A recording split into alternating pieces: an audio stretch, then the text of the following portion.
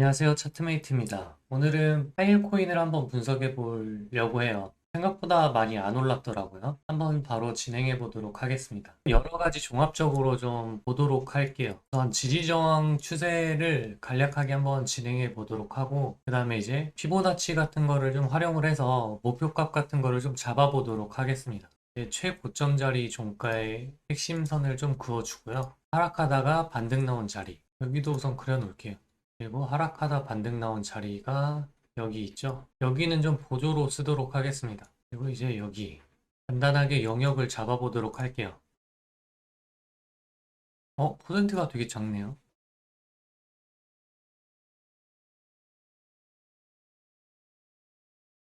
아, 로그를 켜놓고 하겠습니다.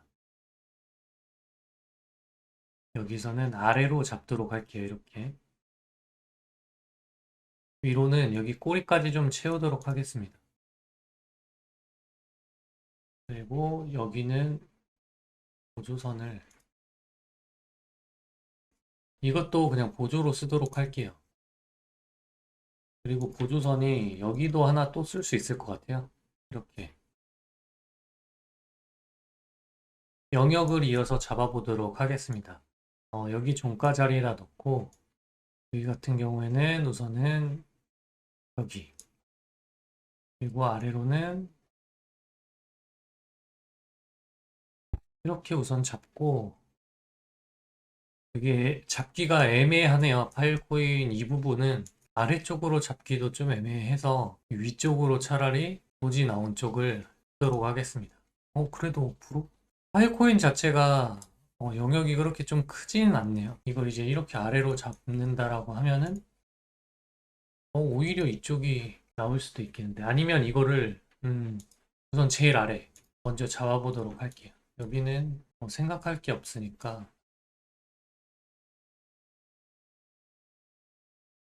여긴 또 근데 영역이 커 보여서 아니네 적당하네. 여기만 좀 밑으로 이렇게 잡을지 위로 잡을지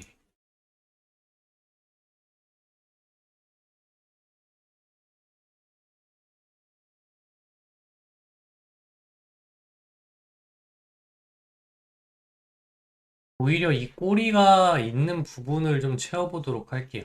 꼬리가 똑같이 기른 게 이렇게 있으니까 여기가 되게 좀 종용한 자리처럼 보이거든요. 그렇다고 이 밑을 이렇게 다 잡을 수가 없어서 여기는 나중에 좀 보조 같은 걸로 좀 쓰여도 될 것 같은 느낌인데 지금은 여기를 이렇게 잡아서 핵심 자리를 이렇게 좀 잡도록 하겠습니다. 네, 이게 적당한 것 같아요. 여기도 보면은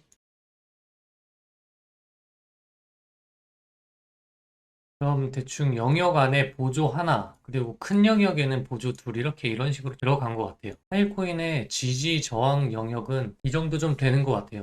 여기를 보면은 조금 이제 좀 뚫리고 있는 상태긴 한데, 보조 이런 꼬리 쪽에서는 좀 지켜주고 있는 듯한 그림이고, 좀 수시로 깨주네요. 여기는 앞으로 이제 매수나 이제 손절 자리 잡을 때는 수정을 해가지고 이런 영역을 차라리 잡아주는 게 좀 좋아 보입니다. 이렇게 이제는 꼬리를 이 밑으로 잡아야 되겠죠? 떨어지면은 이런 구역을 좀 다음에 매수 구역으로 좀 볼 것 같아요. 그렇다고 하더라도 우선은 이제 이 구역을 뚫고 올라갔으면 좀 매수를 받아도 되는 구역인 걸로 좀 보이기는 합니다.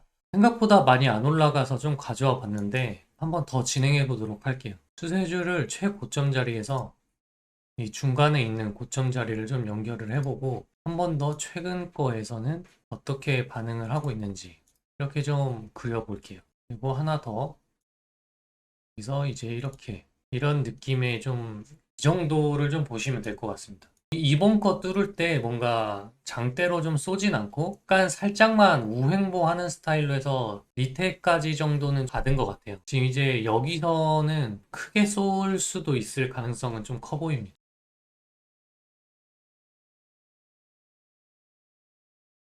음, 괜찮아 보이네요. 이제 거의 수령 끝자락이라고 좀 보시면 될 것 같습니다. 그러면 이제 피보나치도 한번 해볼게요. 여기저기 한번 그려봐서 이번에 382 저항이 좀 나온 거고 그거를 그렇다면 제가 지금 이거를 그리는 이유가 있습니다. 설명을 좀 드리려고요. 흔히 우리가 좀 가장 많이 쓰는 피보나치의 숫자들이잖아요. 뭐 236, 382, 0.5, 618, 786, 886 이렇게 좀 많이 쓰는데 지금 조금 보시면은 이 피보나치로 좀 중요한 부분이랑 제가 그었던 선 부분들이랑 좀 보시면 겹치는 구역이 좀 많을 거예요. 이런 0.5짜리랑 핵심 지저랑 조금 비슷하게 겹치고 38이랑 여기 보조 그었던 데랑 236이랑 보조 618이랑도 여기가 좀 겹치고 786, 886 구간은 또 여기랑 좀 겹칩니다. 이건 피보나치 사용한 건 정말 단순하게 사용을 한 거기 때문에 이 피보나치를 사용하는 거는 정말 단순하게 사용을 한 거거든요. 가장 그냥 도구로서 하나잖아요. 그냥 듣기만 하면 되는 추세줄처럼. 근데 이제 여기서 조금 더 응용을 좀 해보자라고 하면은 뭐 이런 자리도 또 되겠죠. 여기서도 고점하고 저점하고 나온 자리에 대해서 피보나치를 좀 찍어보기도 하니까 또 뭐 382에서 저항이 나왔다 이런 말을 할 수 있죠. 그러면 이제 파동처럼 여기 고점 3개 포인트를 좀 잡아서 이제 앞으로 좀 저항 나올 자리라든지 이 일값이죠, 보통 일값. 그리고 이렇게 좀 크게 한꺼번에 잡았을 때는 0.618에서도 저항이 좀 나옵니다. 이 구역에서도 저항이 좀 나와서 아마 올라가다가 이 99.5달러에서도 좀 저항이 나올 가능성이 커요. 큰 채널을 그린다라고 하면은 여기 서포트 라인 똑같이 하고 고점 자리 이렇게 찍어주고 이러한 상승 채널을 가지고 있어요, 지금. 이 파일코인은. 이 일값이 이제 ABCD 패턴으로 봤었을 때 이렇게 목표값이 일값이긴 합니다. 이 구역, 결국에 날봉 핵심 지저 영역까지는 좀 도달할 수 있을 거다라고 좀 판단을 하는 거죠. 그리고 이제 저 작은 부분에서도 이런 확장값을 또 잡을 수 있습니다. 피보나치 확장값이요. 여기도 이렇게 3개 포인트 를 좀 잡아보면 이번에 좀 저항 나올 만한 자리가 첫 번째로 이제 단기 목표 값이 여기서 이 일값은 83달러가 좀 되겠네요.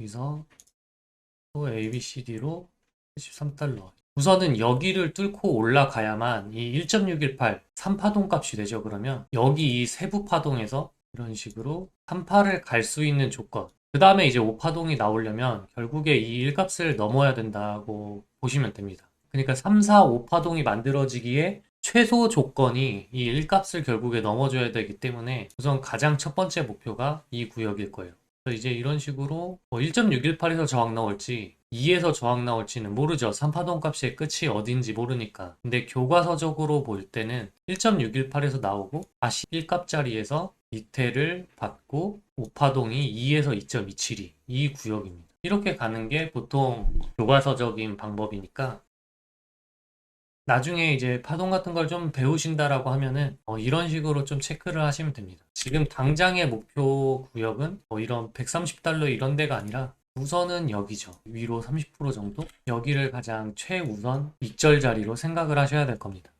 또 뭐 볼까요? 이제 여기를 5파동 이렇게 올라가고 이 고점을 넘긴다. 이제 이 일값이죠. 아까 말한 130달러 여기를 넘기면 그때는 이 큰 채널에서 또 3파동을 만들 수 있는 거죠. 이 1.618까지. 그 1.618 자리가 결국에 또 날봉 핵심 지저 영역 여기랑 좀 겹쳐요. 이게 제가 지금 아까 몇 퍼센트였지? 이게 좀 낮았잖아요. 그러면 이것도 여기 아까 대충 했는데 여기 종가 자리까지 결국에 내려주면은 결국에 이 1.618 자리랑 겹칩니다. 그러면 이렇게 했을 때가 날봉 핵심 지저가 10% 정도 될 거예요. 그쵸? 이런 식으로 피보나치랑 이 파동 구하는 거를 이번에 같이 왜 했냐면은 결국에는 이 핵심 지저 영역이랑 겹친다라는 거를 보여드리기 위함이었어요. 예전에도 한번 보여드렸지만 결국에 이걸 크게 파동을 잡는다라고 할 때 이런 그냥 단순 피보나치는 우선 꺼보도록 하겠습니다. 이런 상승의 흐름을 예측한다라고 할 때 물론 안 갈 수도 있어요. 이 일값까지 안 간다라고 하면 상승 파동이 아니라는 거기 때문에 뭐 아래로 빠지겠죠. 그러면 이 큰 채널로 봤을 때 아직 하락이 끝나지 않았다라고 좀 볼 수 있기 때문에 거기까지는 우선 생각을 안 한다고 쳐도 우선 저희는 현물을 하신다라고 했었을 때 올라가길 좀 바라잖아요. 그렇기 때문에 좀 올라가는 관점에서 더 많이 올라가려면 어떤 조건이 있는가를 좀 봤을 때 이렇게 보시면 됩니다.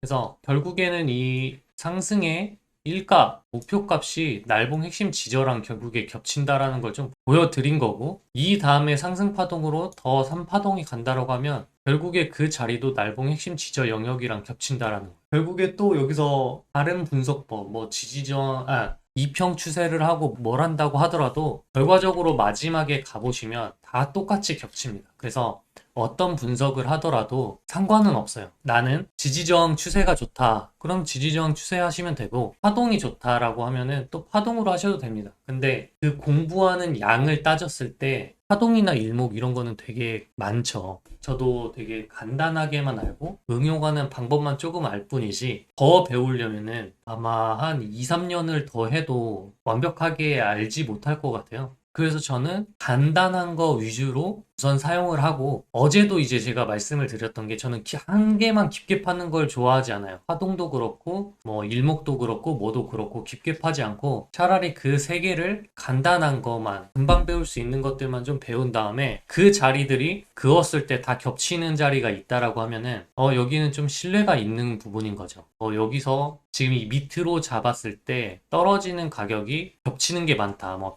피보나치라든지 파동이라든지 지지어추 이런 걸로 겹치는 게 많다라고 하면 그 구간에서는 반등이 나올 가능성이 크다라고 좀 더 신뢰도가 높아지는 용도로 사용을 합니다. 그래서 오늘은 이렇게 조금 여러 가지 좀 분석을 해봤어요. 날봉 프레임으로 이렇게 한 거고, 나는 뭐 더 단타하는 사람이다라고 했을 때는 이런, 여기는 어떻게 보면 좀 단타 정도 되죠. 이렇게 작은 프레임에서 아까 ABCD 한 거는 여기서도 이제 손물러다 그러면 이런 건 이제 하락할 때 어디서 반등이 나올까 같은 거, 그리고 이제 하나의 파동 속에서 이제 조정 파동이 A, B, C, D 1값, 보통 1값까지 나온다라고 하는데, 그 1값까지 계산을 좀 했을 때 어디서 이제 반등이 나올지도 이제 잡을 수가 있잖아요. 여기서 여기 이렇게 잡으면 ABC D 값이 1값이 51.38달러인데 거기 부분에서 또 반등이 나왔죠. 이런 식으로 어디까지 내릴지도 조금 잡을 수도 있습니다. 반대로 또 사용을 하면요. 올라가는 것처럼 내려가는 것도 똑같이 사용을 할 수 있기 때문에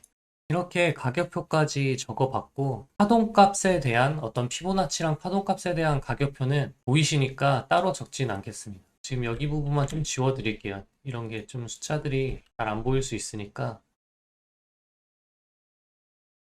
자, 그러면 이렇게 마무리를 하도록 하겠습니다.